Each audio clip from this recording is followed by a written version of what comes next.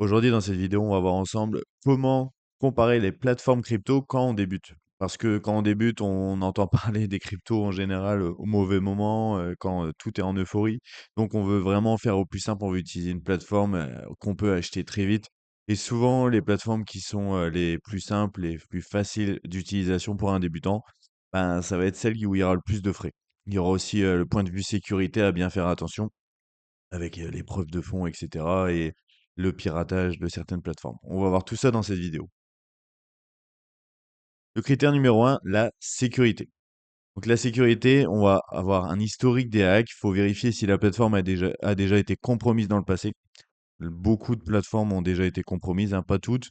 Par exemple, Binance, la plus grosse plateforme de crypto-monnaie au monde, a déjà été piratée. Ils ont réussi à rembourser leurs clients. Donc, il y avait un fonds de sécurité, un filet de sécurité avec ça.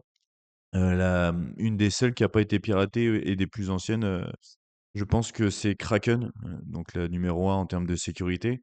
Il faut aussi voir la réputation et la régulation. Une plateforme régulée offre un cadre légal protecteur pour vos fonds.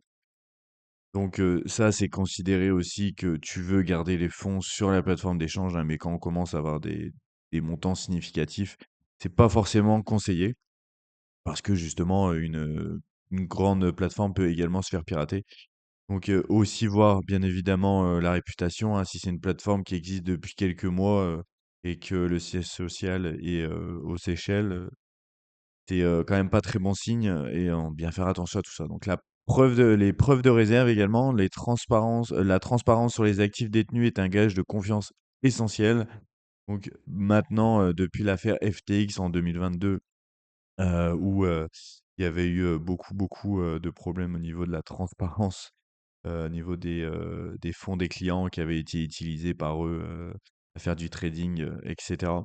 Donc il y a eu, davantage de plateformes qui ont voulu proposer, de mettre en avant leurs, preuves de fonds. C'est pas toujours un gage de qualité, mais il y en a en tout cas, on voit les efforts qui sont fournis, notamment qu'il y ait des audits. Il y a, sur certaines plateformes, très connues, souvent des audits pour, vraiment voir l'argent des clients, s'il est bien dans leur coffre. Donc une plateforme simple mais peu sécurisée reste un gros risque. Évidemment, bien faire attention à tout ça.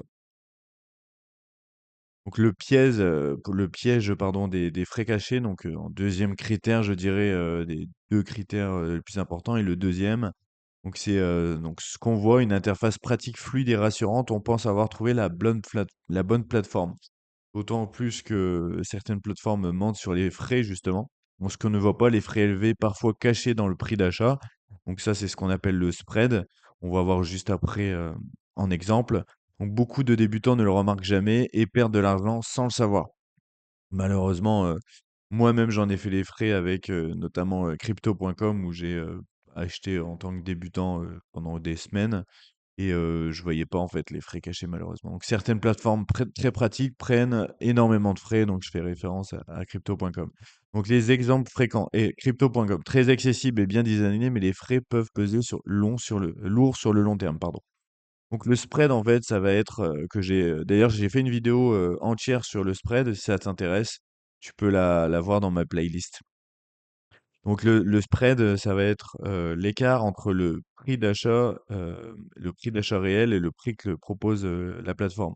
Donc imaginons le bitcoin est à 100 000 $, je veux acheter un bitcoin, le prix il est normalement à 100 000 $. Mais sauf que crypto.com, ils vont me proposer, eux, de me le vendre à 102 000.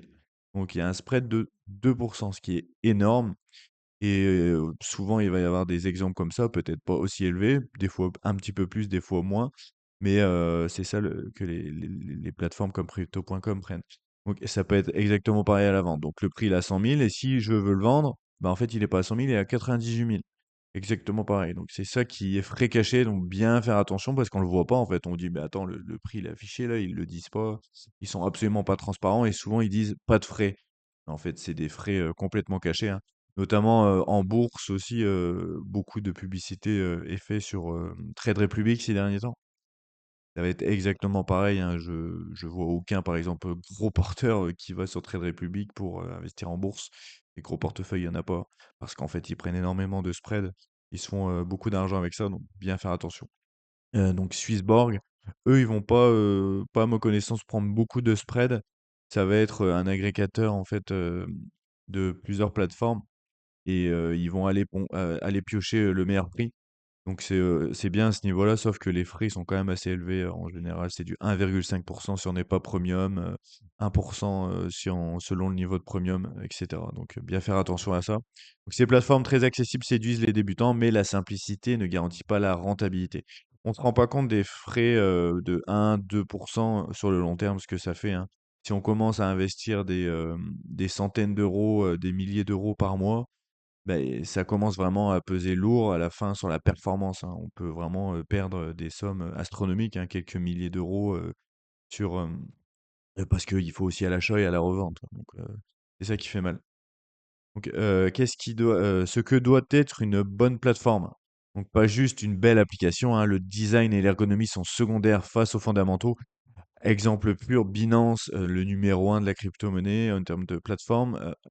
Franchement, le Binance, on va dire, le plus, utilisé, bah, en fait, c'est quand même assez dur à voir, hein. D'ailleurs, j'ai aussi un tuto sur Binance si ça t'intéresse. Il y a des bougies partout quand on débute, on est vite perdu. «Ah non, mais c'est quoi l'ordre limite? C'est quoi acheter au marché?» Ça peut faire un peu peur, il faut juste se former un petit peu. Et donc, de la sécurité avant tout, donc vos fonds doivent être protégés, c'est non négociable. Bon ça, c'est, inclus aussi qu'on veut garder sur la plateforme. Bon, même si on ne veut pas garder sur la plateforme, faut quand même une plateforme sécuritaire, hein, parce qu'il y a des plateformes, elles peuvent vite fermer en quelques mois et des frais corrects et transparents. Sinon, le capital fond petit à petit sans même s'en rendre compte. Donc c'est ce que j'expliquais juste avant sur le long terme, que ça peut faire mal. Donc voilà pour cette vidéo. Si elle t'a plu, n'hésite pas à mettre un like. On se retrouve dans une prochaine vidéo. Sache que j'en publie toutes les semaines. Alors, on se dit salut!